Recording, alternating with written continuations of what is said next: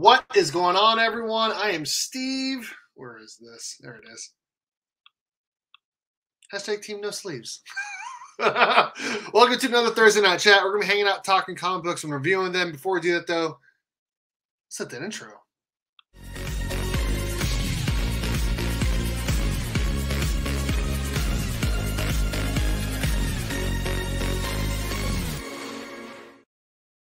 I forgot to turn on ads. That's all right.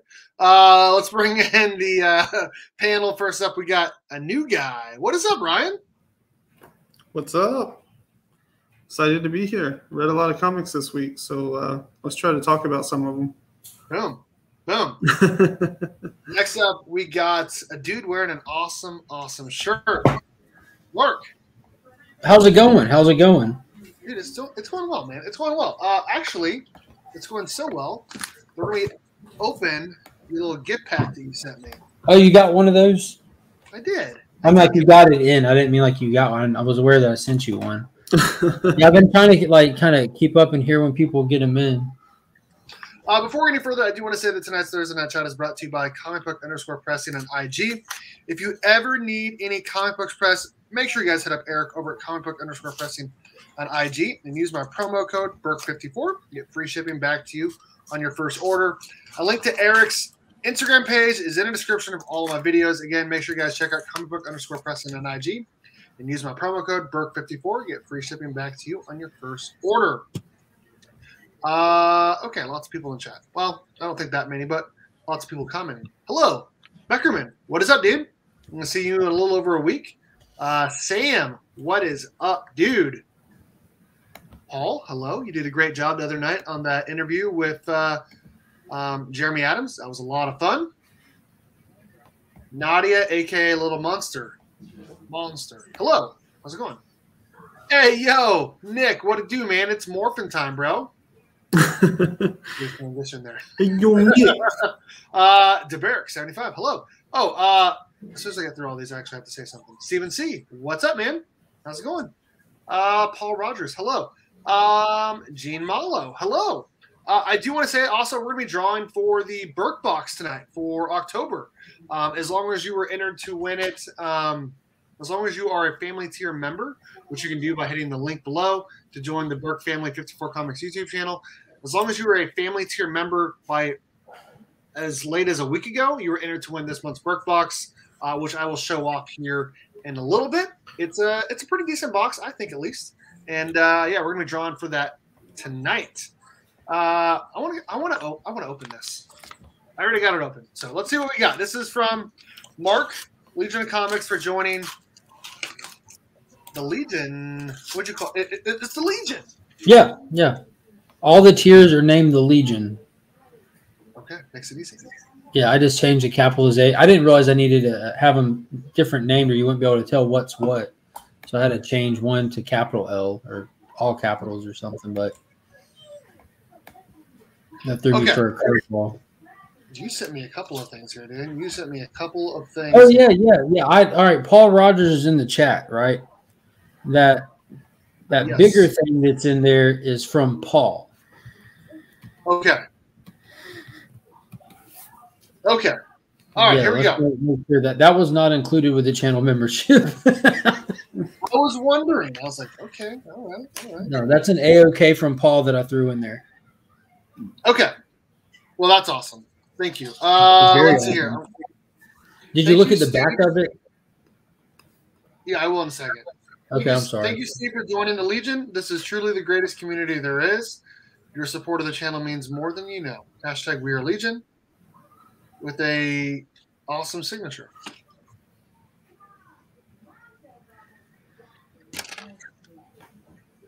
Hashtag We Are Legion. Stickers. I need to get some made so badly. I'm so jealous of everyone for stickers. Sticker Mule is so much cheaper than I expected. Legion of Comics. And their hot sauce is not bad either. Fandom happens here. Lots of awesome stickers. Thank you, sir. And then this other thing you said is from Paul Rogers? Yeah, so local comic shop, free comic book day has all kinds of swag that stores can order that are exclusive for that day beyond just the comic books. And he ordered 3 of those, one for myself, one for you, and one for another person in the community that I sent it to. Nice. But I'll let them show that off at their discretion. Well, thank you, Paul, for this wonderful AOK, and thank you to Mark for sending it, and thank you to this amazing community. This is a Auto Morphin Power Rangers Tommy. So it's a pin set that's made to look like the original flip head action figure, obviously. Yeah. But the cool part is, look at, yeah, that's the cool part. They're signed by Jason David Frank. That is freaking awesome, dude. That is awesome. That is so sick, dude. I remember you messaging me about this, and I was like, dude, that's awesome. That's awesome. That's awesome. Yeah, it's been a while since I've had them.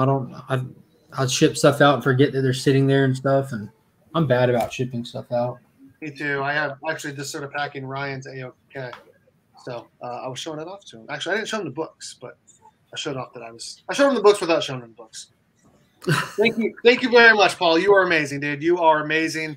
I'm probably gonna hit you up here with some books that I need, actually, because I do need some. Thank you, everyone, for joining us on another Thursday Night Chat. Like I said, we're going to be drawing for the Berk box later. This is a part of the show where we show off our haul for the week. Panda will be joining us here in a little bit. Or first. My shot did not get Marvel until today, so I will go get the Immortal Hulk tomorrow. I've not read it yet, but I would love to hear about it. Don't get it. Get issue 1 and start there. Like I'm not saying that just because it was a great run. Like issue 1 matters in issue 50. Like it's that self-contained of a story, man. It really is. Okay. All right. This is my haul for the week. We got the Joker number 8. My goodness, Vengeance is pretty awesome. Vengeance is pretty awesome. This is the second to last book of the story arc, and the second to last one I'm going to get because I don't know why I'm still getting this. This is Future State Gotham number 6 variant. This was a very surprising read. Batman the Imposter number 1. Fire. We could talk about that tonight. We could talk about it.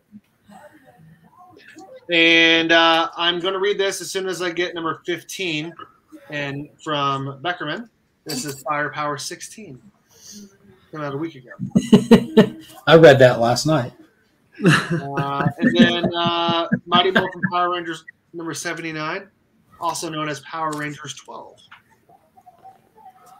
Epic read. That's a cool cover. It is a cool cover. So that's my haul for the week. Ryan, you're up next, bud. Woohoo! I haven't picked up any books, but I did read quite a bit. So I read The Imposter number 1, Justice League Last Ride number 6, The Joker number 7 and number 8, Hardware Season 1 number 2, Immortal Hulk number 50, which was like a total trip because the only one I've read is number 1. So that's a pretty big knowledge gap, but it was cool. It was cool, wasn't it? Yeah, like it was really cool. I mean, despite everything I didn't know, I mean, I'm sure we'll talk about it later, but yeah, I mean, there was like so much stuff I didn't really know, but it also gave me the freedom to take in like all the insane visuals that were going in. In all sincerity, before reading 50, Steve, just read issue 1 and 25. Just read those 2 issues, then read issue 50, and you'll have enough like info there that it'll be worth it. Okay. I read Khazar, Lord of the Savage Land 1 and 2, or however that's pronounced. I'm assuming Khazar. I read Compass 2, 3, 4, and 5. And I read Mighty Morphin 9, 10, 11, and 12, and Power Rangers 9, 10, 11, and 12. So how are you sitting down right now? How are you sitting down? I'd be running in circles in the room. Like that's a lot of smoke right there. Yeah, it was pretty good. I had the last one that I read, I'm pretty sure was Mighty Morphin number 9. So I was like, let me start there and kind of like reestablish. Plus, I know those all like go. So I read them in order. So it was like 9, 9, 10, 10, 11, 11, 12, perfect. 12. And I was like, man, like there's a lot going on there. Yeah. So I'm excited to talk about that tonight and where we're at the end of 12. My face would have been bruised if I did that from how many times I did that.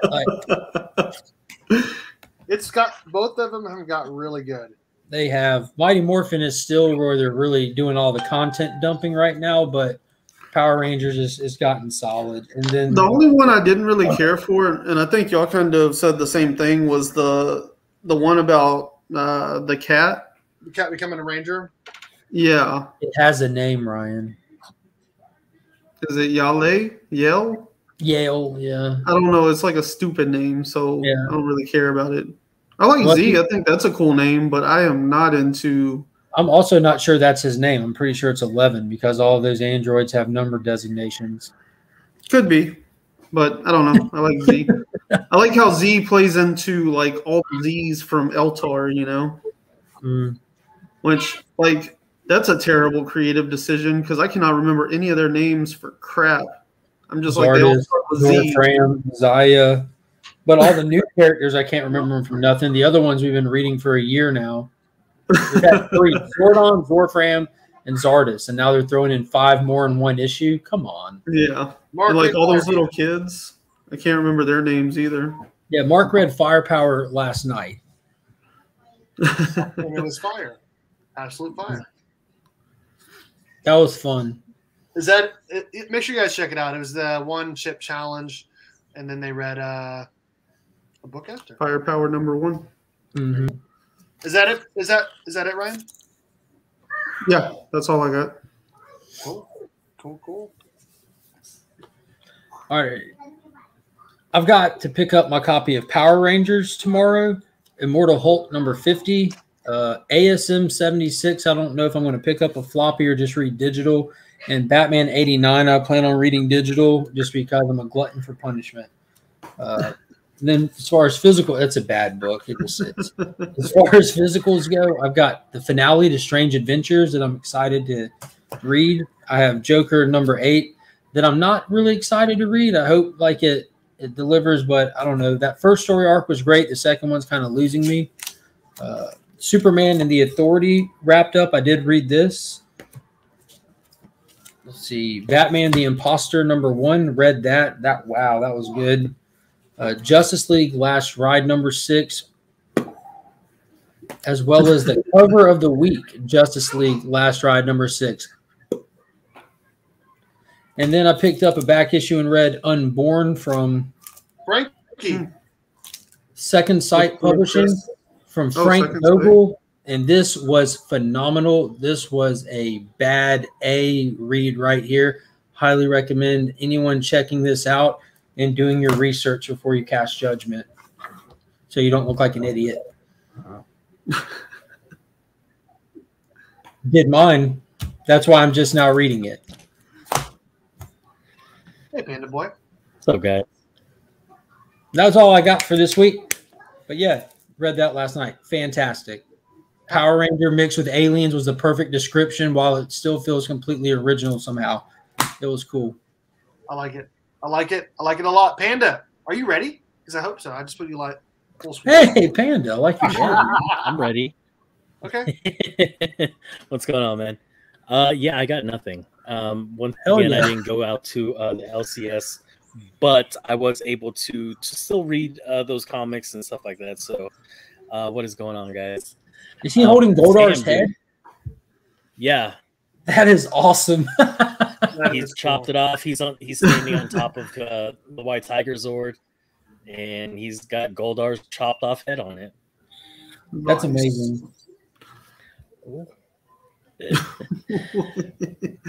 like it. I like it. All right. What do you guys want to start with? You guys want to start with Joker? I guess Mark didn't read it. Do you want to start with Hulk? I didn't read it. You guys want to start with Power Rangers 12? or do you guys want to start with Batman the Imposter? Ooh. Hey, awesome. It's whatever, man.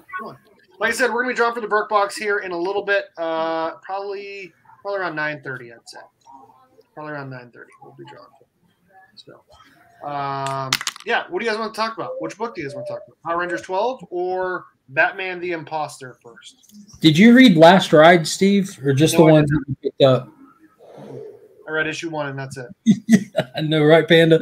Panda's just like, man, that's heavy. Man, that's heavy. Let's start with the Imposter. I think that was kind of the sleeper hit of the week. Yeah. Oh, such a beautiful cover too. I like that. Matt Tomlin, Andrea Sorrentino on the art, and Jordi Belair on the colors was a phenomenal team up. And I don't know who puts together the creative teams for books, or if the creators have any kind of say so in who they get to work with. But this team worked phenomenally together, from the tone of the writing to the layouts of the panels to the actual coloring. It just sets this mood through the whole book that it just takes you right into it. Like you know what you're in for as soon as you start this book, what kind of book you're about to be reading. And it just made the read so smooth for me. Yeah, I really enjoyed like the way they handled the action, the pacing, and the paneling. It was just like it all worked so well. Like there was a ton of texture to this book, and it really established a Gotham City that I really like. It feels like super modern, but it's got like a dark noir vibe to it as well. And it has a great cast of characters, like very diverse and interesting characters, so I thought it was pretty good overall. Yeah, the panel work, like when the GCPD were just talking, and you have that whole shield just surrounding that whole page, and I didn't even realize it because I read it digitally, and I was like, wow, this panel looks weird because at the bottom, at the end of that shield, you have that curvature. And I was like, oh my gosh, and I had to like zoom out to look at the whole page, and I was blown away by the panels themselves. Like this whole book has just been drawn in such a way that sets the tone for the whole book, and the colors that they used, and just it was just magnificent. I loved it. Oh my gosh, the puzzle pieces as they're trying to figure things out. Oh my gosh, that was fun.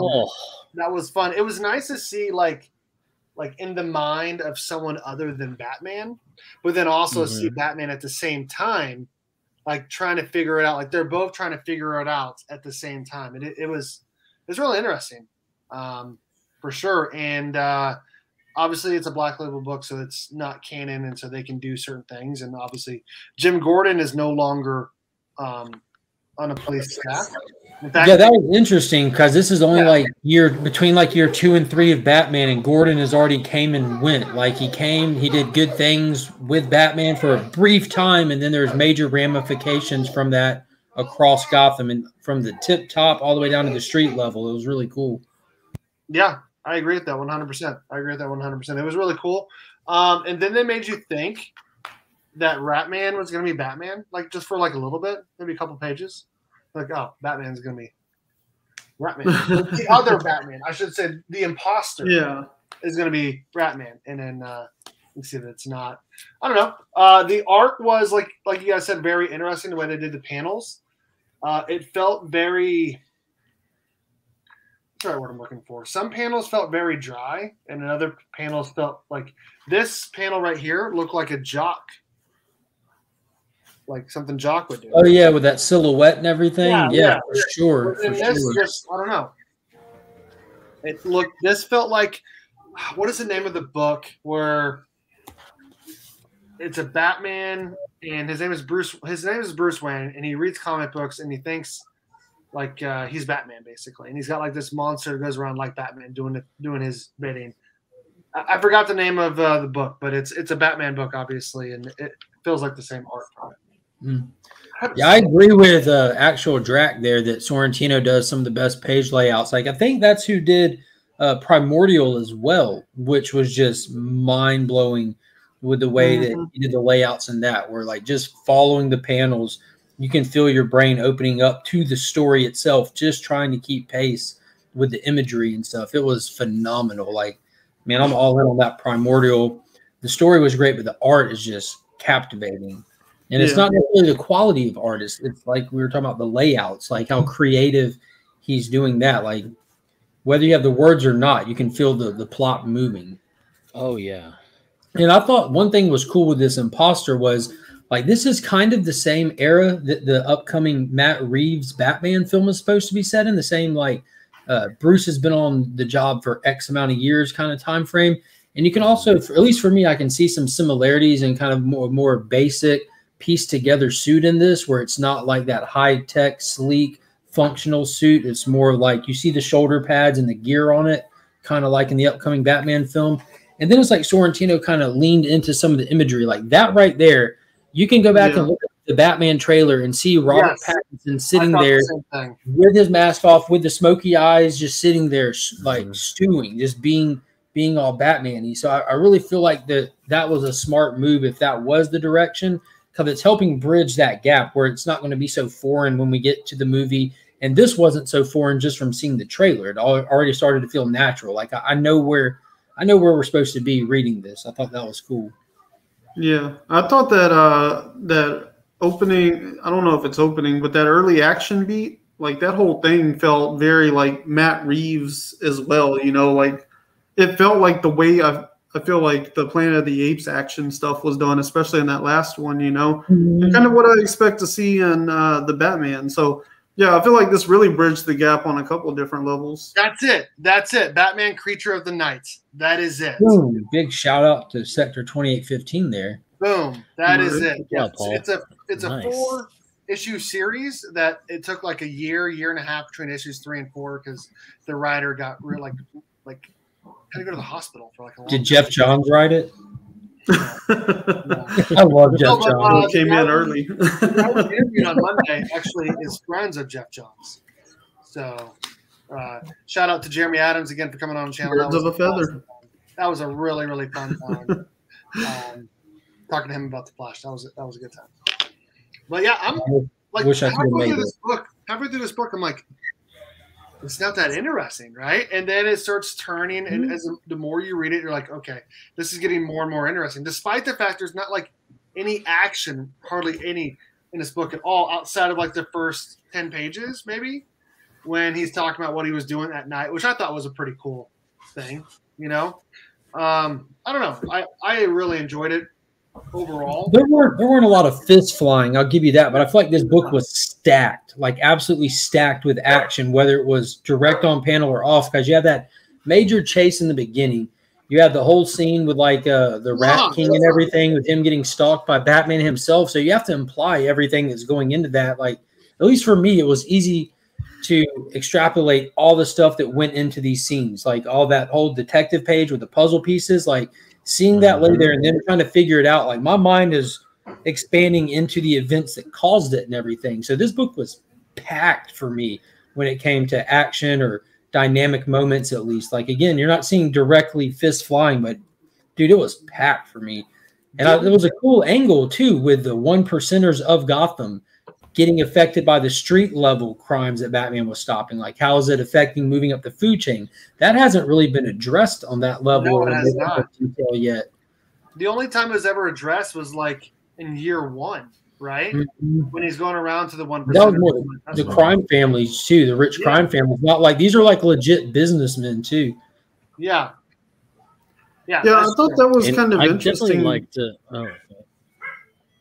I was just going to say, I thought that was kind of interesting because we just saw the new Spider-Man book also went kind of into like corporate territory as well, you know, looking at like corporations and business at the top. And I don't know. So maybe is that like a new trend we're seeing? Is there something going on with corporate America and all of that people are latching onto? Because I don't know. A lot of times you see those trends emerge like that.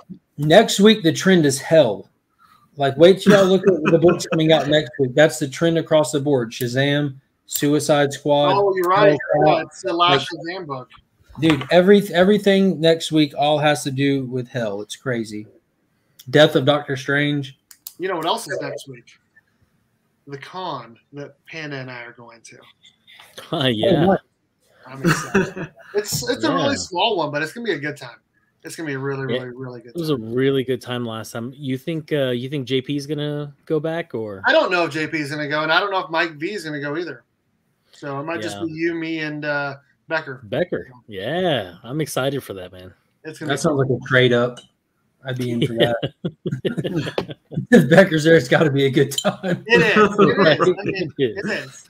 And it's not a huge. If nothing else, you're gonna hear about Batman and Superman and all of it. All the men. You're right. Oh, jeez. Do we know how many issues this Batman the Imposter is? Because it doesn't say like anywhere. Like number It's 1. Black Label, but it's not oversized. Hopefully, it's not 12. Normally, these Black Label books have been like 3 issues or 12 issues typically. For some reason, I thought it was 3, but like I've been proven wrong recently. So yeah, last ride really threw us for a loop. Oh man, it was a trip because I read it thinking that was the end. Yeah, Well, it looked like it's the end for everything.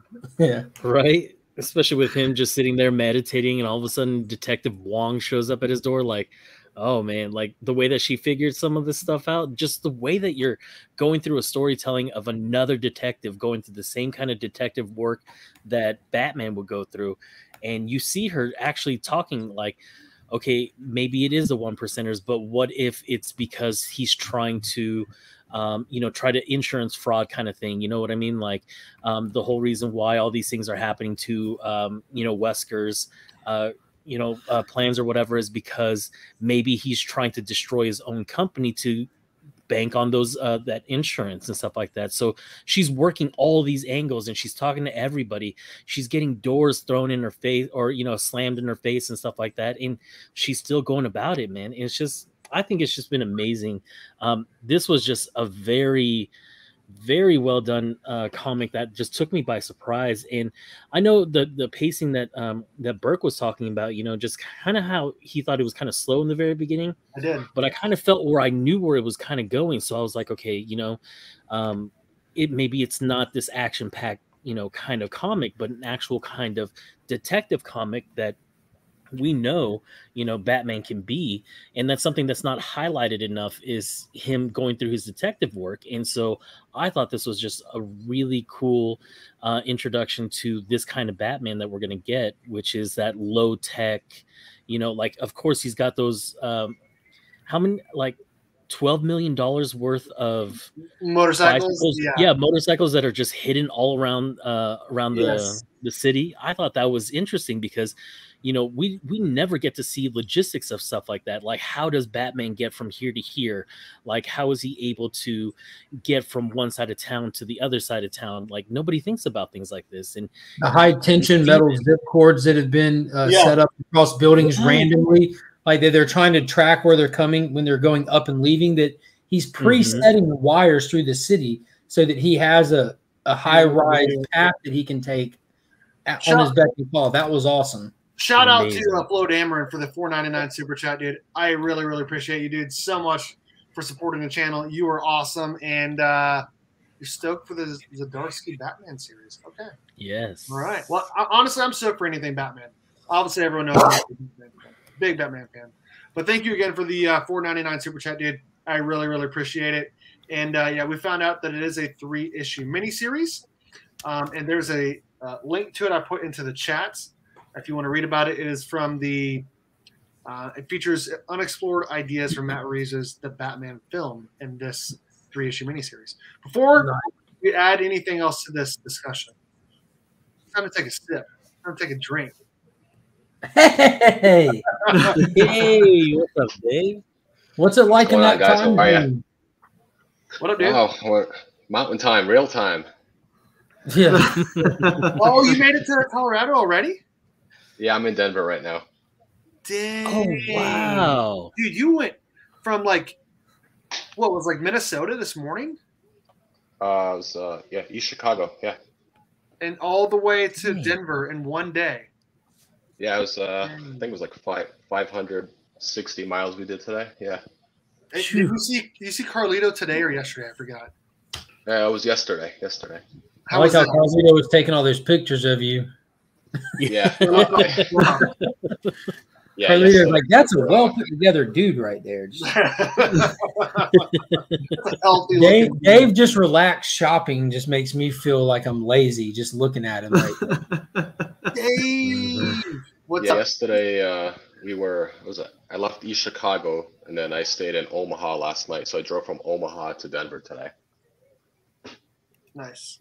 Omaha is only like 3 hours from where I live. Yeah, it was actually surprisingly a pretty nice city, pretty clean. Yeah, actually, and they have a nice little shopping and dining area downtown for sure. Oh, really? Okay. They do. Yeah. There it is. There he is. There What's he up, is. Did you guys consume some alcohol together?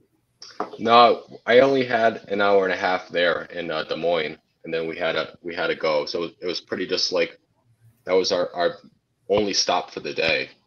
Okay. In between East Chicago and Omaha, and we got there in the afternoon. We went to Tasty Taco, and we went to that big comic shop there in Des Moines, Mayhem Comics.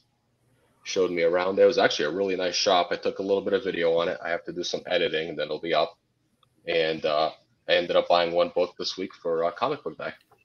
Oh, let me see it. Let's see it. Or is it gonna be for the video only? I'll show it. Okay, really. Before you do that, the Berk 75 says, "Wait, what? Omaha's only 75 miles away. Could have shown you the sights. There you go." I was only there for an hour and a half. It was quick, in each city. So Omaha, I left early, like this morning at 8 a.m. and it just left and drove through. And we you didn't hit a Krypton Comics? No, I left. I was there. I got there at like 7:30, 8 p.m. last night. Stayed the night. We left at 8 a.m. and we stopped in, I think, North Platte today for like an hour, and then we drove the rest of the way. Got it. Yeah. How'd the little guy do? He actually did pretty good. I was a little worried. 4 days in a car. That's why we tried taking the an hour and a half. Stop in each area, stretch our legs out, go to a park, eat lunch, whatever, and then just go to the next stop. And he did actually pretty good. We kept him busy, had the iPad, had some little puzzles, games, stuff like that. And Nice. It worked. That's the one thing I was worried about. It worked out well. Nice, dude. That's awesome to hear, man. That's awesome.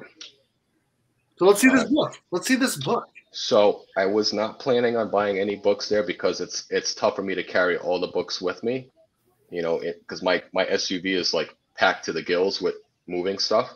But I told Carlito if they had this book there, I was gonna get it. So make me dig real quick. Yep. And it was Immortal Hulk. Immortal Hulk 50, the 1 in 100. Kirby variant. Kirby variant. Oh, Yep. wow. Yeah. Fancy. So I was surprised. Jesus. $100. I didn't think they were gonna have it because most shops are not gonna order 100 copies for a final issue. But he told me that this is probably the biggest shop in Iowa, and if somebody was gonna order, it was gonna be this shop, and they had it. That's such an amazing cover, man. That's so cool, man. Yeah, this is beautiful. So Super awesome. Is it a 9.8 contender? this book's mint. Oh, dude, that's awesome. Yeah. Is that a PC book or is that a flip book for you? No, I think I'll keep it. That's it's a treat right there. Yeah, it's such a great book. The series has been phenomenal. I'm not going to open it up. I'm just going to send it right over and get it graded. You should read. Mark's typing up his offer right now. I'm actually looking at what they're going for on eBay right now. Yeah. So I can type up his offer. No, my golden rule for ratio variance is you wait and you don't pay over 50% of the ratio. Like a 1 in 25, like 12, $15, 1 in 50s. That's just me. You know what I mean? But that's a 1 in 100. They're hard to come by like that. Yeah. Like Justice League 1 in 100, Jim Lee. I ended up having to pay like 80 for mine because the 100s, they're so rare. Like 50s and 25s, not as hard, but 100s are not easy to get. But on the flip side of that, you can probably get them on eBay right now, probably $80, $70. Yeah, they're all $100 except one listed for $75, and then the rest are in bid. So they're still up. Yeah, you're taking a big gamble too. Shipping, is it going to come up back in the mail? Nice. looking at this book's perfect. There's nothing wrong with the book. Yeah, and honestly, I think we'd all pay a little bit more to have it in person, not have to worry about any shipping or anything. And Yeah. look over the entire book in person. So that's awesome, dude. That's awesome. And honestly, sometimes like you think that like a ratio variant will go down, but after a while, like people, they don't want to sell them. They just want to keep them. That's kind of what happened after a while with the Mighty Morphin Power Rangers number 0, the 1 of 50 and 1 of 100. Unless you want to pay like $300 for those books, they've only gone up in price over the past. I've been doing the sets that you just got to watch those specifically.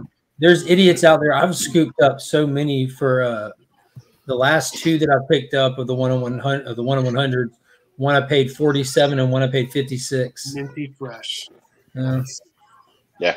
Scott likes to roll the dice to save a little money, which I get. I get it. No, I get it. Mm-hmm. Nice. I'm going to be getting those 1 in 50s and 1 in 100 signed in 2 weeks.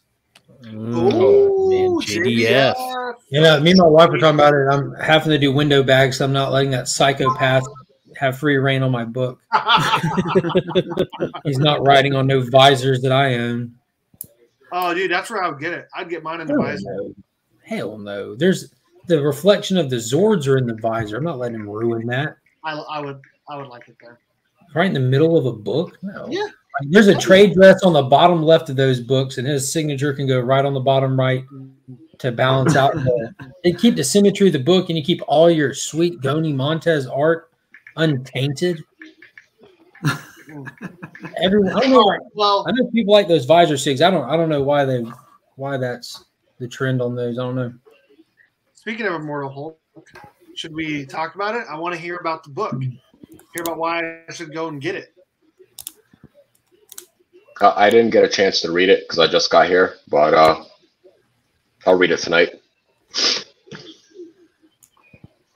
You've been reading the run? Yes, I have been reading. Oh, awesome! Read it. Give me. Yes. Well, that mirroring effect will make you look dumb every time. Yeah, I've been reading it since issue 1. Dude, that's awesome. It's been my favorite Marvel current read. Well, now ending, but. Dude, I did not know that about you, Dave. You just earned 2 cool points. Yes. You know he reads all the Marvel. He reads that. I don't read all the Marvel. No. In the Moon Knights and the Moon Knight, yes. Immortal Hulk, yep. And ASM on and off. That's it. The Marvel titles are not that good. No, they're not. From one Immortal Hulk reader to another, who would say that that's one of my all-time favorite runs I've ever read in comics. This is how you finish a series. This finale was done in spades, my dude. They cover every single plot thread that was left, and they don't only wrap them up, they expand on them, and they'll blow your mind with the big reveals in this. Well, John, that's perfectly fine. Like, you can read the finale. If you read up to 25, like 25, this is the most balanced run in comics I've seen, where issue 25, like, if you read it, you know that it was a flash forward to, like, an inevitable conclusion of what the Hulk looks like. Like, it was way in the future where he's like this cosmic entity that's literally going through space, punching worlds out of existence. And you think at the time when you read it, like, this is crazy to think that a Hulk could do this. But when you read issue 50, you realize it isn't just crazy to think that. That is his inevitable conclusion. Like, if you just keep him around ad infinitum and you see why he exists and like that. You see, like, what his true, like, kind of like when you got the true purpose of what Juggernaut is. He's not a mutant. He's literally a destroyer. Like, he's powered by the crystal and everything, and he's meant to be a world ender. Like, why though? Like, what's the purpose? And you get that purpose in this, and what it is just amazing. Like, it was done so well. I'm creating the giveaway wheel right now. Of course. I read number 1 and number 50, so I have a pretty big knowledge gap there, but I enjoyed it. Like, in some ways, I think it was a great way to read it, just because, like, I was able to really take in the visuals and just kind of, like, take everything in and be like, I don't understand, but, like, I'm not supposed to. And so it, like, kind of opened up some freedom. It was cool though. Like, a lot of the visuals were just, like, super trippy, and I love the way they played with scale and stuff. You're just like, man, the Hulk's like a big dude, and it's like, oh no, like he's tiny compared to like what's going on here. They really like put things into perspective. Dude, how we only find them when they're dead was that one shot. Like, I'm not trying to give anything away really, but when you got the reveal of who somebody was and they're just all of everything, like you're just like, yeah. Dang. Like they gotta fight that? Yeah. Like, have you ever been like, oh man, I don't know if the Hulk can fight this thing? Like, yeah, I was like, okay, all right. Dude, that was that. Like that. That's just when like the hairs on my arms stood up when you got the explanation that like if X is this, then Y has to be this, and that is why you have to be this. I'm just like, oh my god, this character just became so much bigger than he's ever been in the history of his career. Like the whole time he's been here, never have you had like a purpose to him, and now you have like an actual purpose beyond himself. Like you have no choice in this. Like when he asked that question, why, he said, well, what do you do? I'm just like, oh my god. Yeah. And my mind immediately flashes to issue 25. I'm like, oh my god. Oh, this is insane. Yeah, the Hulk does what the Hulk does. The Hulk does what the Hulk does, and not because he chose to, because you have to. You have to. I'm like, Jesus. And when he broke that door down, dude, I was like, wait. Oh my goodness, that was wild. I will say, like, homegirl and her arm just was like, yeah, what is going on? So she's a callback to like, I think it was like, God, who? Pops is in the chat. Pops, what run was Jarella from? Wasn't that from the microverse when he went there? Forget what famous writer. It wasn't Simonson. Like he did the Hulk for like through the 70s and stuff. So Stephen M, how's it going? But Jarella was in there, and like all these characters from the Hulk's past, all through the decades, were represented in there, all back in the background and stuff. And it was really cool. And how do you feel about Amadeus Cho also being Hulk? Heart of the Atom, that was the name of the storyline. Who wrote that, Pop? I don't care too much for him. I don't have anything against him. He's not Bruce Banner for me. He's goofy. When they did the what was it, World War Hulk 2 storyline where he went back to Scar somehow, but it was kind of fun. You know, just a different aspect.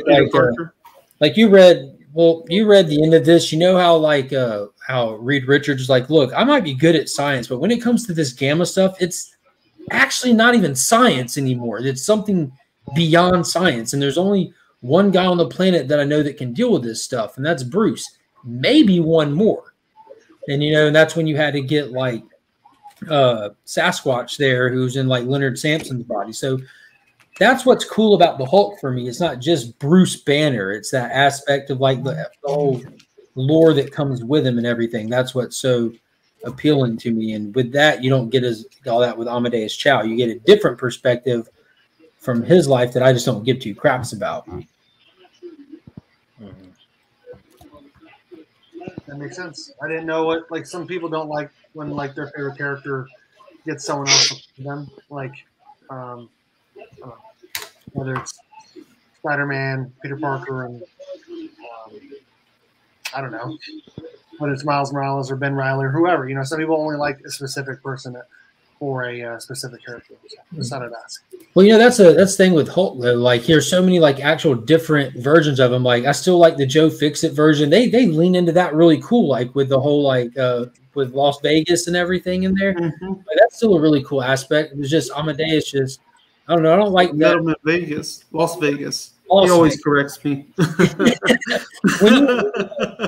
I guess because like Amadeus is meant to be like a younger generation style character. So for me, a lot of times, like I don't necessarily enjoy like Stranger Things, for example, because I don't care about watching a lot of little kids. It's very rare that watching a lot of little kids do little kid things is enjoyable. Like Super 8 was enjoyable, but I don't know. So like when you're looking at stuff like these newer characters that come in and they're a lot younger, like Teen Titans Academy, that book just irritates the hell out of me. Harlan Ellison, there it is.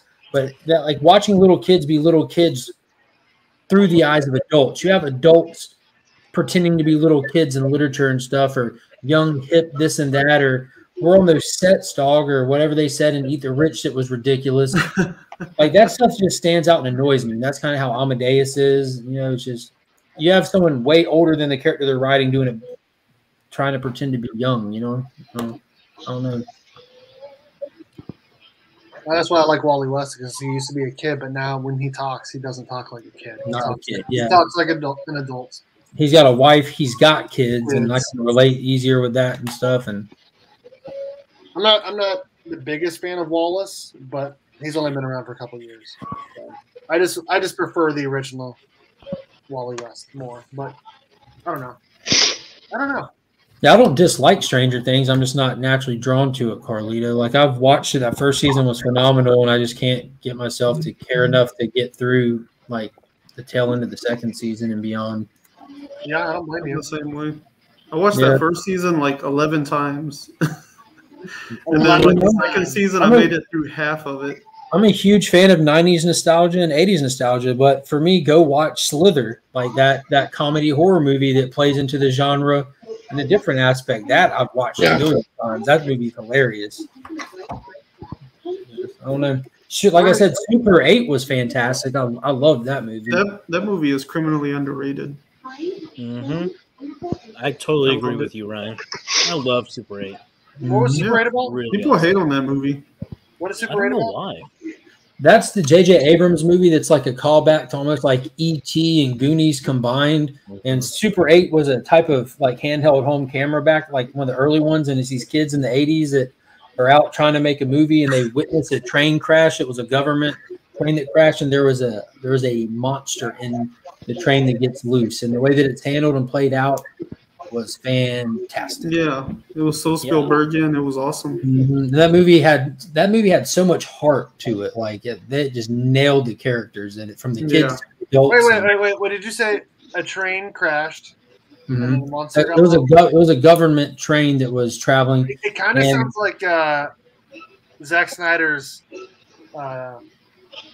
Army of the Dead. Army of the Dead, yeah, a little bit. It sounds a little bit like that. Yeah, in that aspect, the train crashes, yeah. Train versus something else that crashes, government monster gets out. No, you need to watch Super 8, man. It's awesome. It also sounds like Hancock, because in that movie Hancock, the train crashed also. Oh boy. I like Hancock too. That was a fun movie. That was a fun movie. I've watched that movie countless times. Yeah, it's good. It's a fun movie. I like Will Smith. I'm not gonna lie. I really do like it. We're gonna be drawn for the Berk box in 3 minutes. I will show off what is in it really quickly. I'm just gonna show the picture. It's in the box. It's in this box right here. 8mm is good too. Yeah, that Nick Cage movie. It's just missing the art piece. That should be here tomorrow or the next day. You believe Little Glass Tootsies is going to bring up Unbreakable? Unbreakable was a train wreck, yeah. Dude, that was M. Night Shyamalan's best movie. All right, so this is this month's Berk Box, again, sponsored by the 616comics.com. Make sure you guys check them out. They're an awesome online retailer, awesome exclusive variants, ratio variants, regular comics, statues, mystery boxes, whole bunch of awesome stuff over there. Again, check out the 616comics.com. We have an awesome art piece by Cardboard Crazies of King Shark. I'm excited. Yeah, that's amazing. We have a Spider-Girl issue 0. The big book of the box, we have a Shazam #1, mid-grade. We have the Gap variant for Green Lantern. Oh, yeah. Major X #1. Fantasy Masterpieces, the Silver Surfer #4. We have an X-Men #1 Greg Horn exclusive. We have a Basilisk #1 variants. Megan Hutchinson Cates. That's an exclusive, right? Yeah. Megan Hutchinson Cates exclusive Virgin variant for the 616. Yes. Iron Man #1. Fear Saint Alpha #1. Batman Fear Saint Alpha #1. Megan Hutchinson Cates trade dress. We have a Joker #1 from the 616 by Matina. And then we have another Iron Man #1. Do you want to hear something cool real quick? I think actually this Iron Man #1 here, I think that's from Dan Eckery. If I got that right. something cool, Steve, and it's a testament to 616, but I do believe that Matina cover made the cover for the collected volume of Joker Volume 1. Did it really? I believe so. I thought I saw That's an awesome. ad for it this week in the DC books. That's awesome. That's awesome. So let's go ahead and get to this drawing here. Did you guys already talk about Power Rangers this week? Yeah. No, we've not. Steve, you recognize that? Yeah, I get it. Is this the first Joe Fix-It? No. Yeah. No, it's not. It's not? Okay, well, this was something that was given to me by Steve anyways. Amazing. I still have it, of course. It's always going to stay in the PC. Just an iconic super cover. low grade. It's super low grade. Oh, who cares? I don't care. It came It's from nice. you. That's all that matters. Cool cover. Yeah. Really iconic cover from that Wolverine series. We got patch and everything. Wow. So.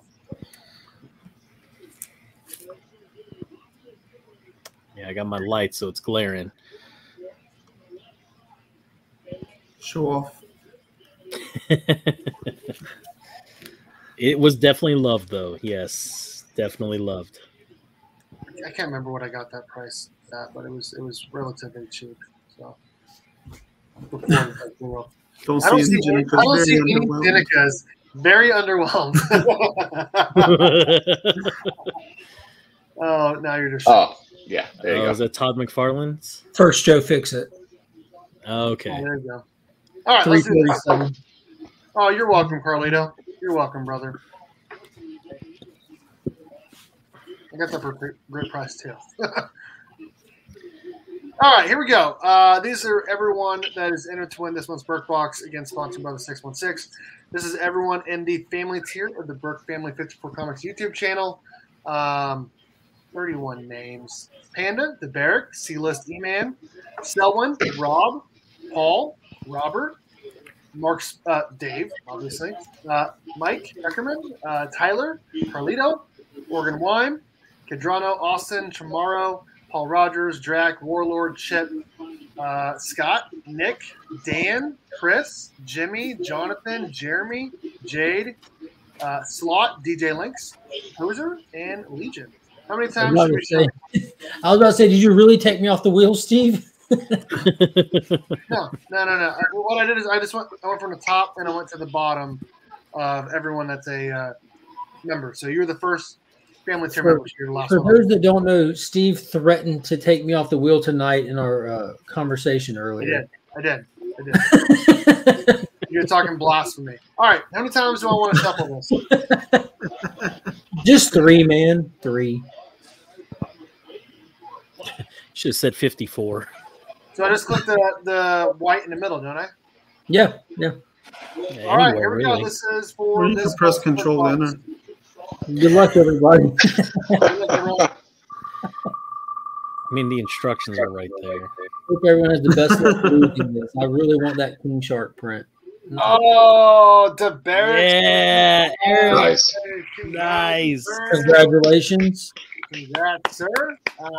DM me your address. I think I already have it, but DM me anyways, so I have it, and I'll try to get it out by Monday. I have to get it from. I have to get the art piece still. That should be in the mail. Should be coming in like tomorrow or Saturday. So as soon as that comes in, like I said, I'll try to get it out by Monday. Congratulations again to DeBerrick75. Make sure you guys check him out on Instagram and YouTube. Congratulations. Yeah, congrats. Sorry, Eric, man. That's sorry you awesome. didn't win, Mark. Sorry. It's okay. Sorry. Can you give me one of those, Panda? What issue? What issue was the first? What did you say it was? Joe Fix It. Yeah, that's it. Joe fixed Like it. 347. 347. There you You go. can tell it's Joe from the dollar sign on his bow tie, the stack of money, the Tommy gun, and the horse. What was that last one? The horse. Oh my gosh. Coors. Coors. And there's playing cards also. Yeah, there you go. Nice. Nice. Ace in the hole. Ace in the hole. Okay. You guys ready to talk Power Rangers 12? Oh yeah, Yeah. That was this book is only getting better, but this did feel like a little bit of a downer compared to the last two. It's building. It's a builder issue, right? So they fought the Imperials a little bit. We finally get to see the last Imperial rise, and they're basically now stuck on a planet that they were trying to destroy, and they keep sending out all these signals to their family, friends, anyone in space to try to come and save them.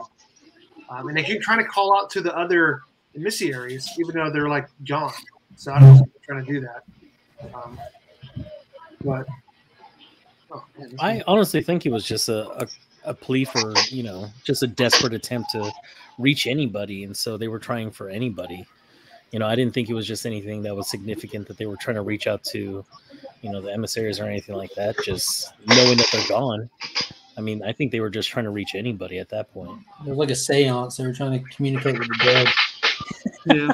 I mean, they did see an Imperial just rise up from the dead. Yeah. Desperate. And just anything that had anything to do with Draken in it. Oh, amazing.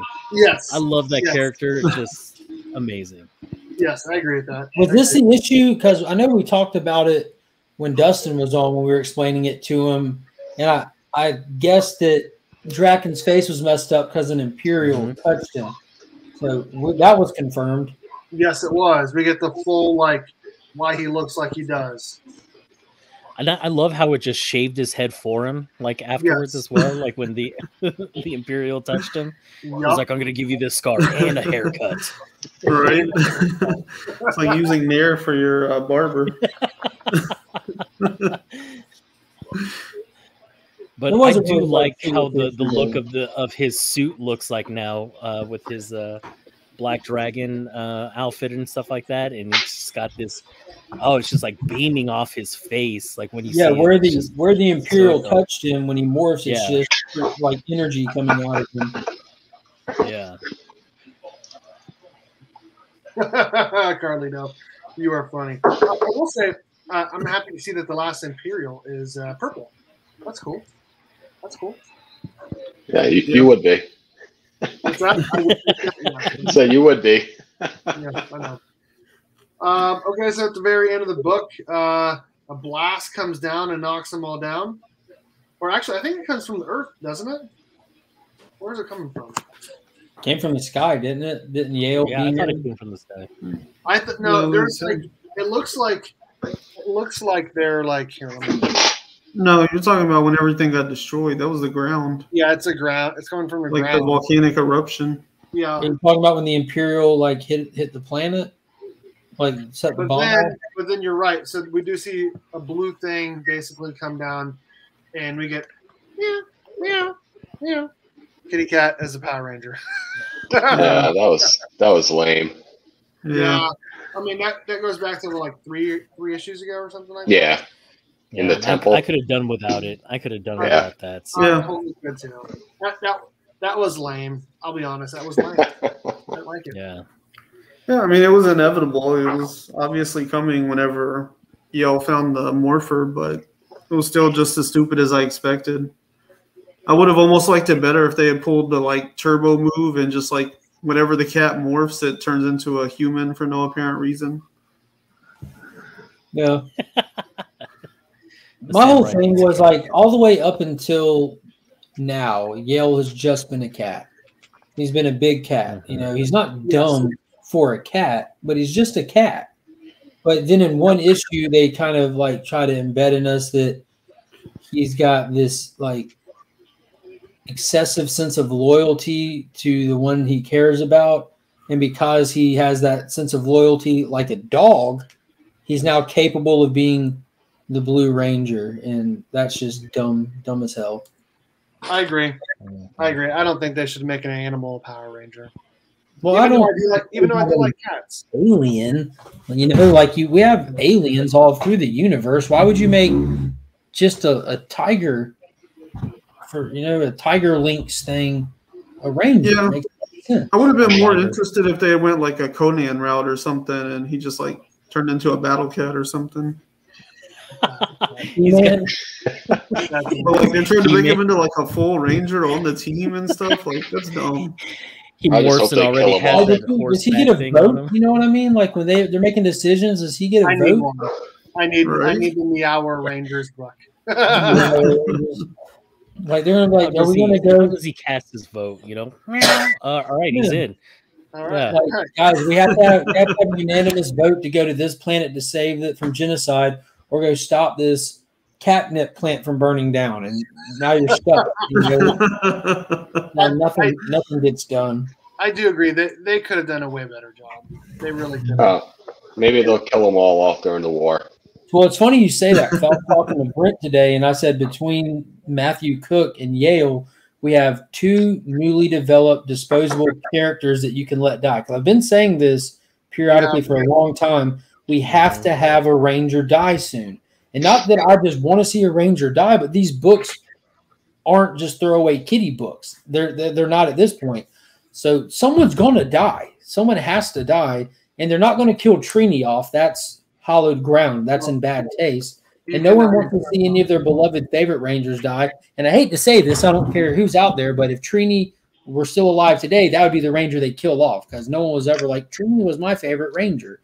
But they got to create a character that they can kill without killing their fan base. I agree.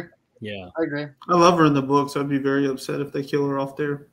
Yeah. I know there's a lot more depth to her inside the books, especially with that whole feeling of when she's recording herself, like trying to say her last piece, like if this is the last thing I ever say, you know, let it be this, right? And she's recording all this stuff, and it just reminded me of that time in Avengers Endgame when Tony Stark is doing it to that Iron Man helmet, and so that's just what it reminded me of, and it was just really heartfelt stuff. And honestly, I just feel like Trini's just such a good character in the Power Rangers series that if they were to kill her off, like it's one of those things where I would try to like come back to it. Dude, and they really established her back. Wasn't in Go-Go when her and Jason went to the planet that swapped their power sets? That story arc, they really established Trini. I love that story arc. Hold on one second. One of my favorites. Okay. If you're a piece of shit that comes into someone's live stream to post stuff like that, you have no fucking life. Get one and get the hell out of here, okay? Sorry I'm cursing, but my goodness. You're a piece of crap. Okay, go on. Sorry for that outburst, but people that do that all the time are pieces of crap, and they need to get a life. Okay, sorry. Go ahead. Where do we go from here, Steve? Yeah.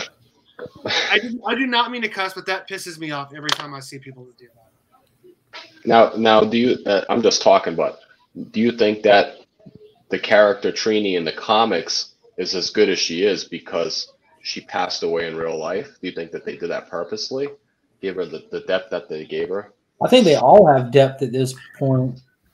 Yeah, there's just been so many books at this point. Like every character's really been fleshed out. I mean, that's just something that the show didn't do because, well over half of it was just like recycled footage. So they really didn't have the time and plus the format, to like really build out the characters. So I think a big part of it is just the comics have more like time to build that kind of depth. But there's definitely, I don't know. I really Go-Go is pretty much my standard for Rangers. Like to me, that's where all the characters were like really fleshed out and developed. And that story arc, whenever they go to Breen and they do like, it's not just a straight body swap. I think that's what made it so interesting is they do like a body mind swap sort of thing. And the way that her and Jason switch and everything, and you really get into her head.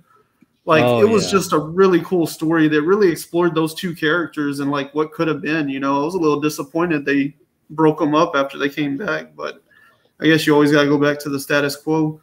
But I think that, and then like you get to see like Trini really became like this scrappy character. Like whenever she's trying to make the connection in like Power Rangers 9 or whatever, and she's like trying to make that connection with the Yellow Emissary, it's just like further proof. Like Trini doesn't give up. Like if all the chips are down, she's gonna go out and like do her thing, and try to make a come up, somewhere along the way. And so I really like the character they've developed her into in the comics because she just doesn't give up, you know.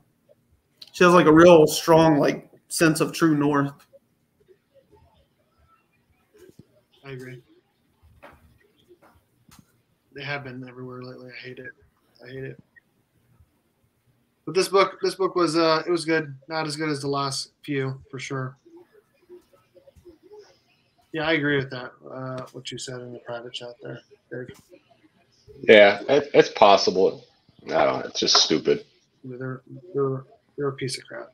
That's all I gotta say. One Punch Man will destroy Power Rangers. That's not even fine, bro. What is up? What's up, Punch? You know, it's funny. It's funny that he talks about One Punch Man because I bought my copy of One Punch Man off of Hawaiian Punch, and John, dude, that thing was so pristine that I didn't even try to even get it. What's it called? Pressed and clean. I just sent it off to CGC, and of course, that was I don't know how many months ago now. So we'll see it in 2023. So. Still waiting for the results. Oh no, is Eric that far behind? What's that? Did you send it to CGC or did you send it to Eric? No, I sent it to CGC. It was that clean of a book that, there was no need to even look at it at all. Like it was just. Nosh is my I just dude. had to send it off. Nosh is that dude, by the way. Nosh is that dude. He really is, man. You guys he's so nice. Such a good dude. Yeah, speaking of CGC, my pre-order 9.8 that I ordered in January is still not here.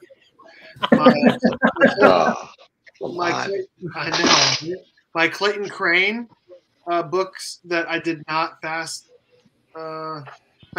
track, whatever. I did not fast track. Is still sitting in received. Panda fast tracked his and got it back like over a month ago at this point, like a month and a half ago. Mm-hmm. And life sucks.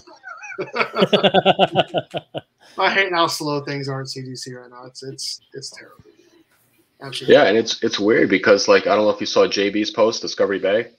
How he sent off like a shipment fast tracked and it came back like what, a week? It was in 2 days they got everything done and it was already shipped by the end of the week.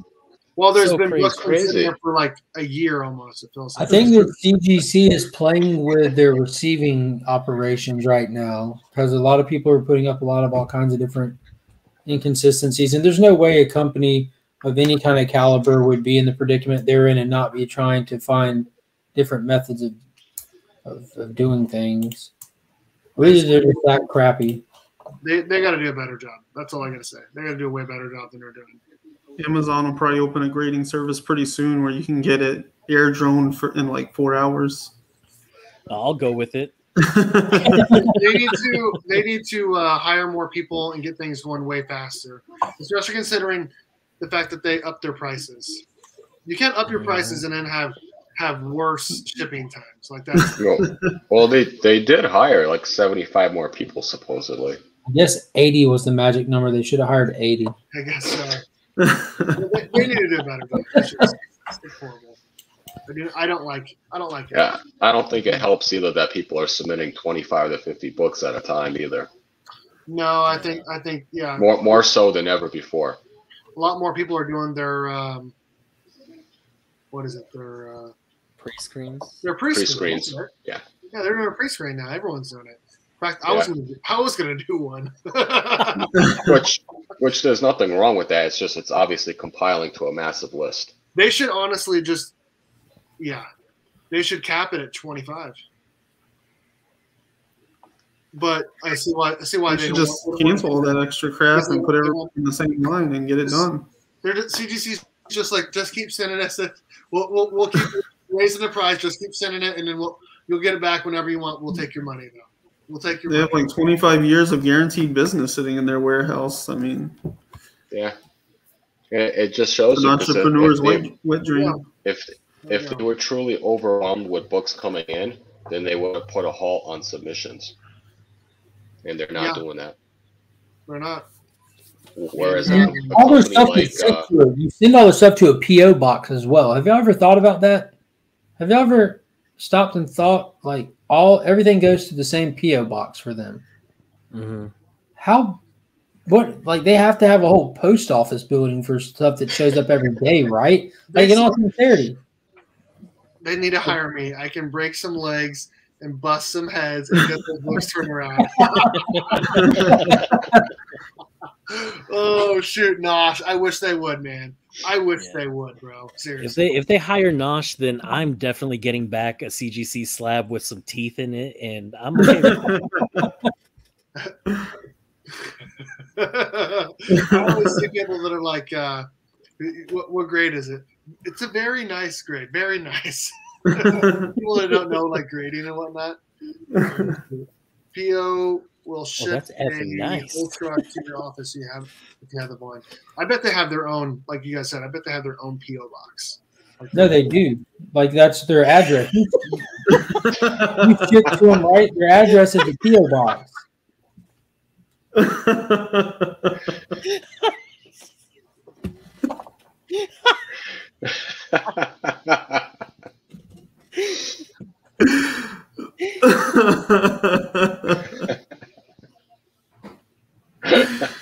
Man, coming in spicy tonight, Legion. Oh shit! Oh, that kills. That kills. I'm David.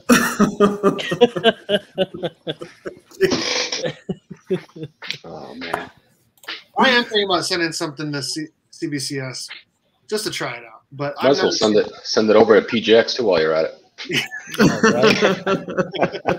have a PGX slab. I do. I have one. What is your review on that book? It's the book itself or the slab? No, the slab. Yes. It's fine. There's no issues with it. It does the job. It showcases the book. It has a grade on it, and it's fine. I don't know what the big deal is. It's just. Is it loose? No. Does it feel loose? And the good thing about the PGX slab, it tells you the month and the date, the month and the year it was slabbed. On there as well. So the slab was, I think, from 06, and it's still sturdy. There's nothing wrong with the book. It's what you're saying is that it's better until you put it on eBay. Well, yeah, exactly. that's the only downside is it doesn't sell for as much as a CGC, but it does what it's supposed to do. Protects the book, it showcases it, and it gives you a grade. That's all that Have they ever updated their slabs since they started, or they use the same bases? That I honestly don't know, because that's the only one I have. And I've never submitted books to them. I've only bought that one book online. Would you say that their grade on the book is fair? Yeah, it's great. It's graded at a 9.8, and the book looks every bit a 9.8. Okay.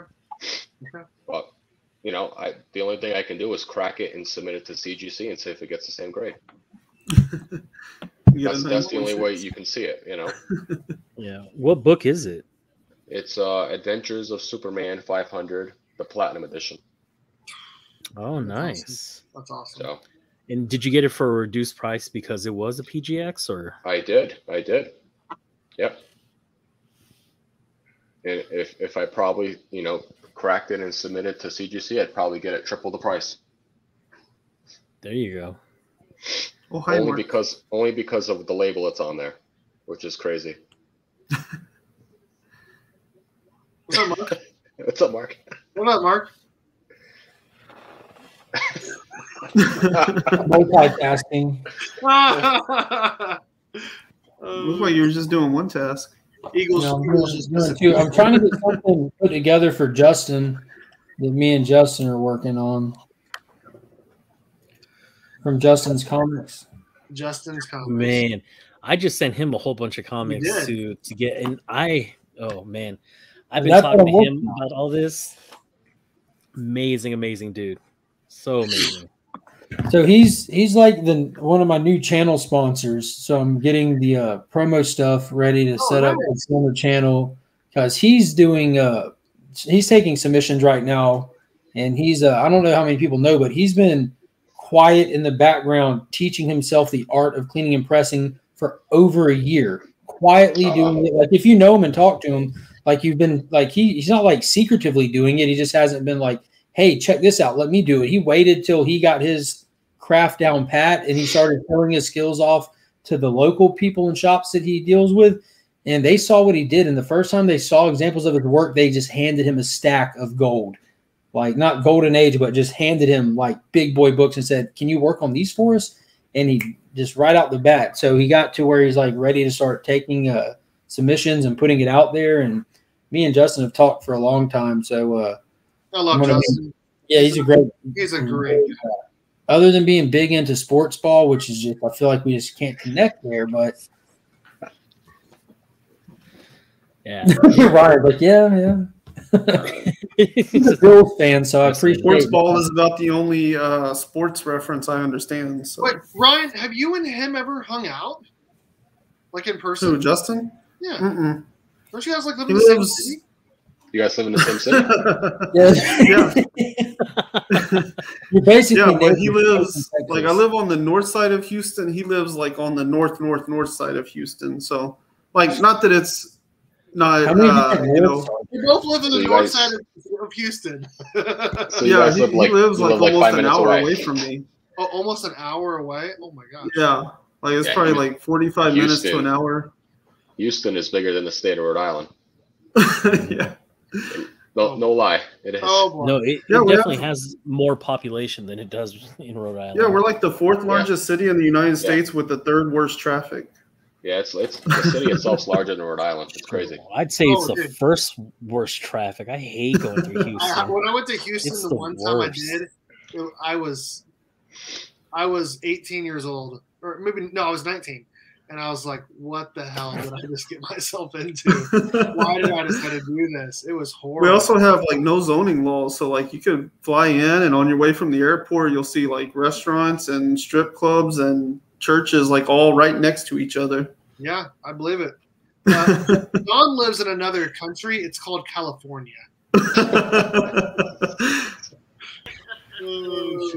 Oh, so does Sam. There's someone else in here that lives in California too. Where is it? Where are they? Yeah, it's a country full of comic fans apparently. Nosh lives in California too. Pretty sure. No, he doesn't live in California. He lives, I think, somewhere close to Seattle. That's right. I knew it was on the West Coast. That's right. Yeah. Hawaiian Punch, he lives in California. That's it. See, I knew there was someone else.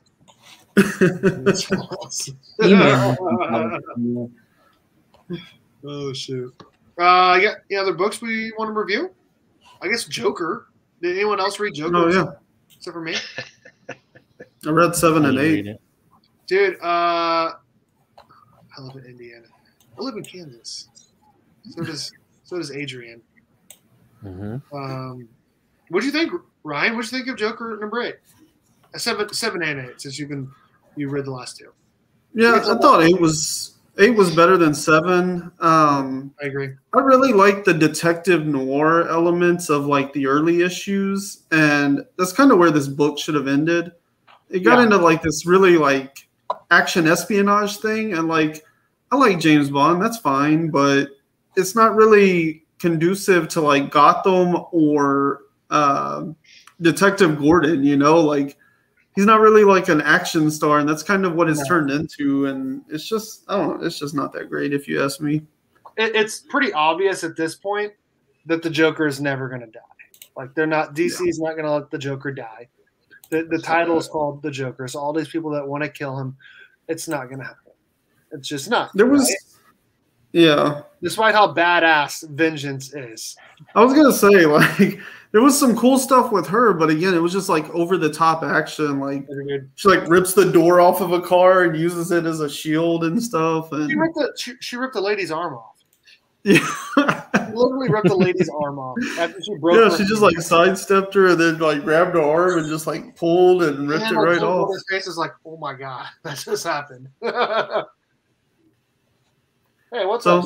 It's just really crossed into a genre that doesn't interest me for like the world of Batman and those characters. Yeah. It's the book started off great, like the first 3 issues, I'd say, and it's just been downhill since then. I'd say I don't even want to read it anymore. Yeah, pretty much once I moved past all the detective noir kind of style of the early issues, after that it was just like. What was it, like issue 7 when Pennyworth's daughter shows up? Is it good? Is Moon Knight 3 number good? Moon Knight number 3 good? 3 number. Renumber. You're just on fire tonight, Steve. Just on fire. It's late at night. Shut up, Panda. You haven't seen what I've seen this week, okay? Oh, I have. Just not in the same context. What's up, Dan? How's it going? Is Moon Knight 3 good? Yeah, the read. Yeah, it was good. It was a good read. Is that the one you were talking about last time? Yeah, I think we talked about it a couple of weeks ago, didn't we? I thought you guys talked about it. Yeah, it was a good read. It was a good fight. Good fight between Moon Knight and Hunter's Moon. It was good. Isn't there something big in issue 3 too? Like something? Yeah, it was the first full appearance of Hunter's Moon. He was on the cover. Okay, that's what it was. Yeah. Yep. Yeah, should I go grab that book? Is it going for anything on eBay? Probably $10. Yeah. Right. It'd be worth it. Yeah, yeah, it's a nice little villain spec to go on. Yeah, it's going for $10. And he also takes on the moniker of the Fist of Khonshu. A fist of what? Fist of Khonshu. Fist of Khonshu is Moon Knight's god. He's the god he worships. No. I read the Avengers Age of Khonshu. I just thought you said something else. I was like, oh, yeah, I thought I did.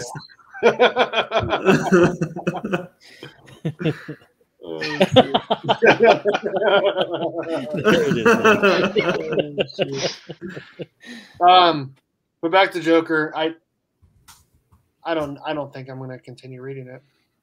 Yeah, I stopped after issue 6. I mean, like Ryan was saying, once all that Batman Noir stuff was kind of done, I was like, I don't know if I want to continue. I might give it one more, but I'm pretty sure I'm pretty much done at this point.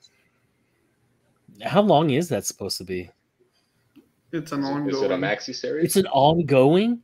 Oh, that's. Oh, it's ongoing. Oh, it's ongoing. Well, I don't know if it's an ongoing, but they definitely haven't given us a final number. So no. Oh, okay. Yeah. So that's why, as far as I'm concerned, it's an ongoing. They're not going to kill the Joker, regardless of how badass Vengeance is. So. I feel like Batman and Vengeance's whole backstory, just like I don't know, reminds me of some stuff out of like the most recent Resident Evil games.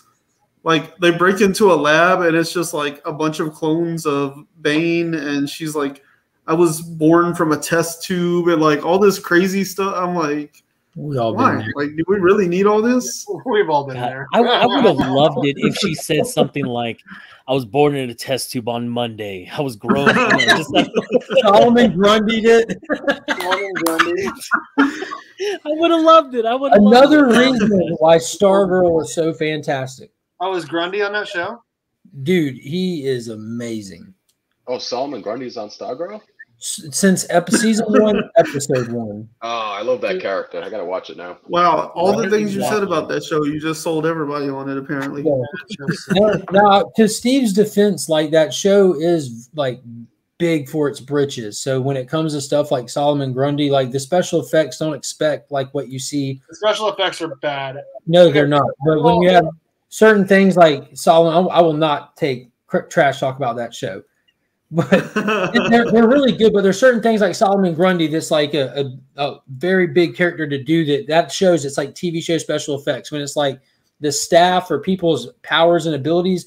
When you watch Jade with the green flame, the Green Lantern, that's legit, But there's certain things like Grundy that it's hard for them to make Grundy look photorealistic. Jupiter's Legacy, 100% CG. No, it looks better than Jupiter's Legacy. Did you ever watch Gotham when Solomon Grundy was on there? Yeah, but that was just an actor as him, right? Yeah.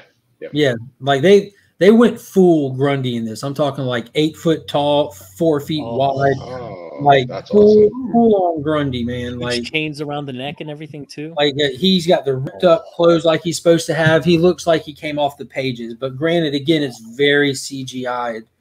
But like not every character is done like that, and he's played properly where he's not just walking around 24/7. It's a treat when you get to see him. He's like that thing lurking in the back. But you in the finale of season 1, you just watch Our Man flip the dial and they go fisticuffs. Is Our Man like the Iron Man looking dude?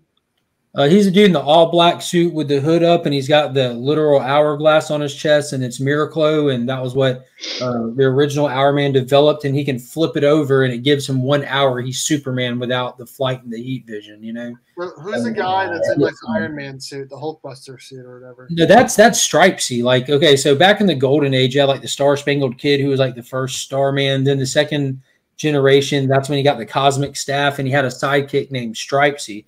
So Stripesy couldn't keep up, and as it went on and Stargirl got the staff, Pat Dugan, who was Stripesy back in the day, became like a mentor to this new generation. And to keep up with the escalating things that were going on, he was the mechanic for the team back in the day. He built Stripesy, like the Stripes, the big mech suit. It's not little, it's big, and it looks fantastic. Like, and her whole thing, because she would just ride on the back of it with him, and they ran around in stars and stripes. See, but he's more the mentor over anything else. The thing I've seen was the one episode, like I saw it on Instagram, so it's probably lower quality than it was on the TV. But he went over and saved a bus on a bridge, and the CGI looked really bad to me. Yeah, I think that whole scene actually, if you watch it, go watch it like on your TV, it would look a lot better. And that scene was when that episode is when you really see how far they're going to push the series, because in that bridge is where that kid gets killed too. Like that's the first, because this is a younger cast. You know, this is the next generation of heroes coming in, and kids get killed left and right. Like this whole second season, you have Eclipso just wiping the floor with them, man. It is insane. And look aggressive, you said. Like all the people that watch this show cannot sing its praises high enough. Well, I'll tell you what. Today's Titans episode was pretty good. It wasn't bad, and I enjoy Titans, but like I don't think it holds a candle to Stargirl. What Stargirl's doing, I don't think they're the same genre, if that makes sense. But when it comes to overall quality, story writing, and Stargirl does storytelling better than any other comic show on TV right now, hands down. Like I loved Superman and Lois. Like that was no secret. I was very outspoken about that. This show is way better than Superman and Lois. I thought I don't agree with that, but okay. Well, you haven't watched it all either, though. So I've only watched 2 episodes. Well, only like 2 episodes. So yeah. Oh, it's good. This week's show this one's good. It's good. I think you would like it in all sincerity. Like once you actually got into it, you know, and because 2 episodes into this, because the way that they play it out, and that's what the actress who plays Stargirl was talking about, where this show is different than the rest, is they're not one episode storytelling. It's a season. Like you're getting chapters. Like you're not going to get a random villain and a story arc in every episode where a Flash villain comes in and you beat him and you burn him out and he's no longer a threat moving forward ever. And they just go through all your cast. No, you've got King Shark. Yeah, exactly. That was crazy. And they made him so amazing too in that. They did. And then like they're going to give you have the Injustice Society in season 1, and you're not even going to get to see all of them until you get to the final episode anyways. And by then, like it's all hitting the fan. Season 2 is Eclipso, and like you're dealing with Eclipso, period. And you don't even see him until X amount of episodes in. You know, it's like watching a show, the more of a format that you get on paid television, like HBO or something, the way they format it. It's not like this episode, the story's about this. No, it's this season, this is the story. It's really well done. Well, maybe I'll try it. Yeah, I got to start watching them. Yeah. Especially for Solomon Grande. Like, that's one of my favorite DC characters. I love like, that guy. without having to be into DC like I was, or like I am now. Like, geez, like after, can we talk about Last Ride at all? Like, oh my God. I blew like the whole Solomon Grundy for it. The Ultra Humanite actually went and got Solomon Grundy's body to put his consciousness in for the first time to fight Superman, because he needed a body that could hold up against him. And Superman just said enough is enough and rips his head off and throws it. He goes, Grundy will regenerate. We can deal with him later. But he had to get rid of the Ultra Humanite aspect. He's like, yeah, he'll respawn in the swamp, but this is over with. It was awesome. Need a new pair of pants. Yeah. That was from Last Ride, man. Oh my gosh, Dave, have you been reading Last Ride? I haven't read it. I know I haven't read an issue. What? That cover is awesome. Cover of the week.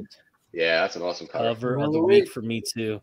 I got that in my pull box after reading I called up my LCS early.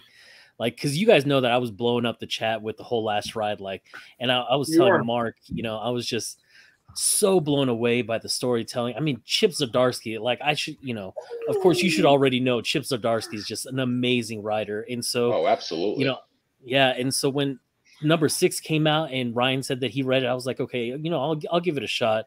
You know, you guys have been singing the praises of Last Ride, and oh my gosh, why have I not been on this since the beginning? Oh my gosh. Dude, that first issue is like bonkers, and it is probably the most tame issue out of all 6 of them at this point. Right? Like every issue just one-ups the last one. It's crazy. Reveal after reveal. Oh, now, yeah, Dave, I'm not going to get into it. Oh, I don't know. Is it an ongoing or is it? Is it ongoing or is it a miniseries? You guys know? Well, Mark and I thought it was 6 issues for no apparent reason, and so, dude, I read this issue. I was like, man, this book is just like ramping up for getting to the end of it, you know. And then I got to that last page, and I was like, what? So there's solicits for issue 7, but I really don't know if it's ongoing or if it's a limited series or what. So the latest issue I can see solicited though is number 7, so maybe that's the end. I don't know. It's getting crazy though. Much more like where it's at this point. It's got a cap, right? I mean, I'm just saying it's either universal death in the next issue or got to be like an ultimate, like one of the two.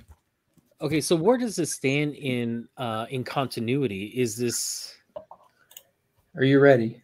Okay. Yes. All right. Do you remember Future State? I didn't read Future State. In Future State, it was a look into a potential future. In that potential future, Justice League was all like Far Sector Green Lantern, Jonathan Kent, Yara Flor, Jace, Batman, and they spoke about how the Justice League was fractured and disbanded, and they had all these rules that they tried to live by that ultimately led them to their demise. So the team who was alive, we don't know. Who was still there, we have no clue. We just know that whatever remained of the Justice League was separated, fractured, and unrepairable. This book is telling that tale. This book holds no weight in current continuity. It's just showing us what fractured the team. So we already know that Batman is getting blamed for the death of John Jones. We already see that Hal Jordan is fiddlesticked. He is fiddlestick. Like, you don't come back from that. We know that Oa is destroyed. We know, it's just we're seeing what's going on here, and it's funny that what happened in this book. Because I was talking to Brandon from Comics Kings when he did a little show about building your own Justice League. I said, bro, throw Lobo in the mix as your powerhouse to really shake up the dynamic. You know what I'm saying? And that's what Batman's like. You're okay. You're on the payroll. No killing. Let's go. Right. And that was one of the things that Batman was saying was that, Lobo, if he's anything, he's absolutely a man of his word. No matter how. Yeah, and so that's why I have really repeat customers. Right. Exactly. Like, Zdarsky's so good with the humor, despite like how intense this whole issue was. It was just like little bits of humor that were perfectly crumbed into everything. And what's so comical is how well he knows the characters and how well he can write, like, what's it called? Like, subplot characters that don't know the characters, because like when those two guys come in to kill Lobo, like, we're going to bleed you dry. And he's just laughing like, yeah, come on. Because you're not going to do nothing doing it. Bleed him dry. That's what's going to be worse for you. Like, that was awesome. Which I thought, by the way, when they decided to go on Apocalypse and hide out, like immediately they went to Desaad's place, and I was like, "Oh, this is going to be a bad place." It was intense, wasn't it? And then Lobo was like, "Oh, this is my bachelor pad." You know what I mean? Like, it made sense. I mean, but the little tidbits of humor that that Chip Zdarsky was able to put in it was at the right time, and with the right character to say it as well. And oh man, just playing off of Wonder Woman being that middle person for both these two crybabies that are going at each other right now. Batman and Superman, and that part when she was just like, "And you're supposed to be the best of us. Now act like it." Oh my gosh, that was so. Oh man, that was dude. I don't know, like I know we're kind of just talking on the whole run at this point, but I think it was issue 2 or 3 when they were in the Javelin flying to Apocalypse, and we got that kind of couple of pages of Batman just talking to Wally, sitting captain and co-pilot. Oh, man, you even brewed in space. Yeah, that was so good. Because yes, Wally is Flash in this, because again, with the context, like this book started like with the context of Old Man Barry in mind, with Wally having already taken over and been Wally for a long time. So this is Wally West Flash even. Like you got Wally, John Stewart, we had John Jones on there. It's almost like the Justice League from our childhood, the TV show cast. It's perfect. Yeah. It is. And the dynamics of every character playing with each other and stuff like that. I mean, they play off each other so well, and you can really feel the tension between Batman and Superman, even though like we as the reader know that it had nothing to do with Batman. It had everything to do with Superman feeling helpless, feeling like he wasn't there. And so instead of blaming, himself or anything like that, he's outwardly just focused on one single person, where everybody's been telling Superman, hey, it wasn't his fault whatsoever. Like, and oh my God, the death scene in the death scene of oh my God, of Martian Manhunter. Martian Manhunter. Like it was, I shed a tear. Like I was credit to Superman too, because that's where the emotional moment came in, when Superman and Hal are on Oa fighting for the life of the entire planet against Darkseid and his horde, and when John was willing to go walk through the fire to save the day, and Superman knew what was happening, he bailed on the fight and just started hit like Mach who knows how fast, like just burning through the cosmos to try to get there to save him and be the one to take on that task. And he couldn't get there in time. But that shot of him just arms peeled back, everything's a blur, just going. I'm like, oh my God, go, go, go, go. And he couldn't get there.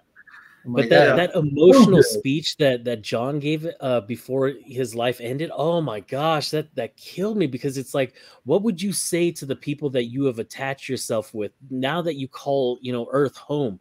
Like, what would you do to save that place? Like, would you sacrifice yourself? And when doing so, what are your last words going to be? And oh my gosh, like, to be a part of a team like that, but not only like be a part of a team, but to call them family. Oh, when he said that, that's when I shed that tear. I was like, oh my God, these last words are just. And see, that's another testament to how well Chip Zdarsky knows these characters, because Martian Manhunter has been the heart of the Justice League since day one. He's been the longest and the most consistent character on the Justice League title since its inception. So he really knows the material he's playing with. And I don't really recall him being too much into DC, like doing too much for DC. He's like I know him from like indie stuff and Marvel stuff, not even a lot of it at that. Like he's severely underrated in my opinion. Oh my gosh. This one, this whole series has been an emotional roller coaster for me. I have loved every single bit of it. I am slowly, not slowly, I mean, I am very fastly becoming a very big DC fan. Because a lot of these storytellings are just like the storytellers, and the storytelling that's coming from DC has been on freaking point. Like, oh my gosh, like the team that they have over there is just amazing. Next week, what do we have for next week? What do we have? Suicide Squad. Suicide Squad, Flash, Nightwing. I think Nightwing's not too bad. Nightwing, yeah, it's a great week. Nightwing still an Alpha State book though. Yeah. It's going to be horrible. Oh, Fear State. That's what. Batman, Catwoman, Son of Kal-El drops. Shazam #4. Yeah, it's a decent week. Yeah. Suicide Squad.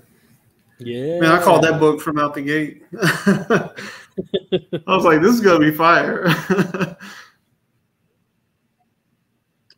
I do want to get to bed here pretty soon. We're going to get up for work. But what do you guys want to Hannah, are you going to have a live stream this week?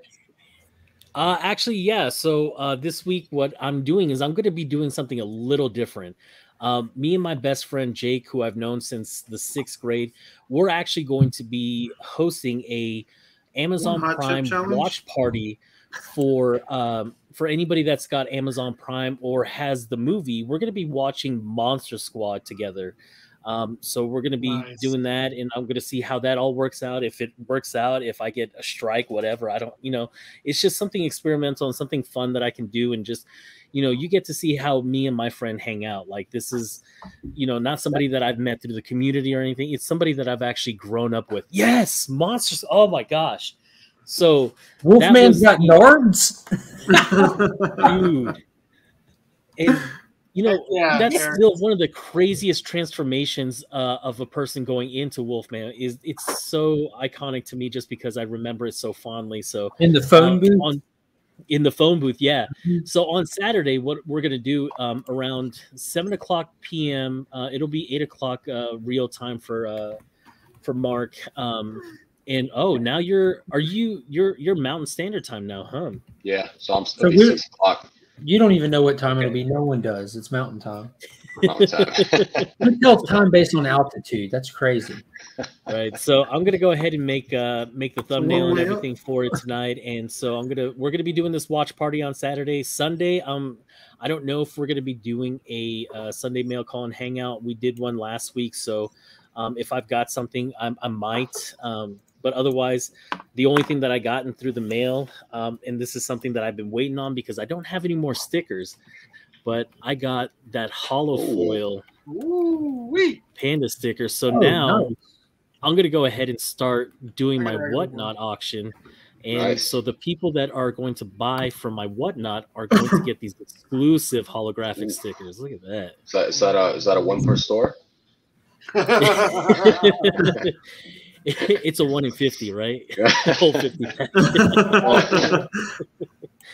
So yeah, that's the one we can send to Bad Idea and get a free book, right? Yeah, exactly. So I plan on doing my first Whatnot auction on Sunday, the 24th. So the day after the con, when we go. I plan on not getting anything from the con, just because I like money and I want to keep it and not spend it on stupid crap that I may not sell. And yeah, exactly. No, I'm working for keys only. Yeah. But yeah, that's all I've got going on so far. Nice. Ooh, Batcat is out next week. Yes, sir. Did you see that Clay Mann cover for it too? My God. It is looking sexy. I agree. You see what he's standing on? Like, that caught my attention too. It looks like a callback to Batman Returns and the animated series at the same time. The one with all the red. You have your video from your trip coming out. When is that going to be posted? What's that? Your video from your trip. Oh, I'm gonna try to do some editing tonight.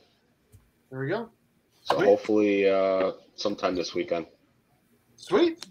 Perfect. Looking forward to it. Mark, you got your community hangout tomorrow? Yeah, that's going to be a blast. Sweet. Ryan, you got anything coming up? I'll be on the community hangout probably tomorrow morning. That's what I'm talking about. And at week's end, Sunday. Yes. Perfect. Yeah. I have a $50 mystery box unboxing that I'll post tomorrow. And I don't know what I have on Saturday, but I'll try to get something going. But that is for sure happening tomorrow. And yeah. Well, I appreciate Ryan and Mark and Adrian and Dave so much again for coming on a Thursday Night Chat every week, talking comic books, reviewing them. Congratulations to Berk 75 for winning the Berk box. Thank you again to everyone. I did update this. Let me see if I can pull it up. Thank you to everyone in the channel members and the family tier. I'm going to read them off tonight because we have a little bit of time. Legion of Comics, Comic Book Poser, DJ Link, Splatterbat 503, White Shadow, Jade, Rubik's Studios, C-List E-Man, Small Town Collectibles, Cardboard Crazies, Blue Hellion Comics, Nick's Kicks and Comics, Porter's Hide, Warlord, Actual Dracula, Berk 75, Paul Rogers, Tomato Cinema, Austin LeMay, John Prince, Oregon Wime, Carlito Classico, Shatterglass Comic Reviews, Becker, Mark Spector Comics, Flash 6792, Sector 2815, Adrian Pandawson 316, Rob's Fat Stacks of Comics, Selwyn, and then War Machine Punisher Comics and Collectibles. Every single one of those members was intertwined the monthly Berk box, again sponsored by the 616comics.com. Thank you guys so much. And in the friends here, we got New Guy, Dale of Suspense, Flo Dameron, and the Comic Vet. A link to every single person's Instagram or YouTube is in the description of all my videos. Make sure you guys are following them and subscribe to them and supporting this amazing community. I haven't had anyone join my StreamYard yet, but maybe someday. Maybe someday we'll like I want to see if someone like cancels their StreamYard and then clicks on my link and see if it like works or not. So if someone wants to try that, that'd be great. Link is in the description of the video. Your help. What's that? I know, right? I already thought about it. I was like, it looks like I'm going to be canceling my subscription tonight and then using the affiliate link and trying to do it from there. Yeah, let's see it. Let's just take a look. Let's just try. Yeah. Thank you to the 616comics.com for sponsoring monthly Berk Box. Make sure you guys check out again the 616comics.com for all of your exclusive variants and comic book needs. They have ratios, exclusives, regular comics, and statues. And thank you to comic_Preston and IG for sponsoring the channel. Make sure you guys check out comic_Preston and IG and use my promo code BERK54 to get free shipping back to you on your first order. Thanks everyone for hanging out. Almost missed it. We have a $5 super chat from Dan. Dan the man. I got your books ready to go out finally. Got them ready. Got enough Geminis. So I'm going to try to send it out no later than Monday. Thank you again for the $5 super chat. You are awesome. You rock. Thanks everyone for hanging out. We had a great time. And as always, go Cats, Cowabunga, and it's Morphin time.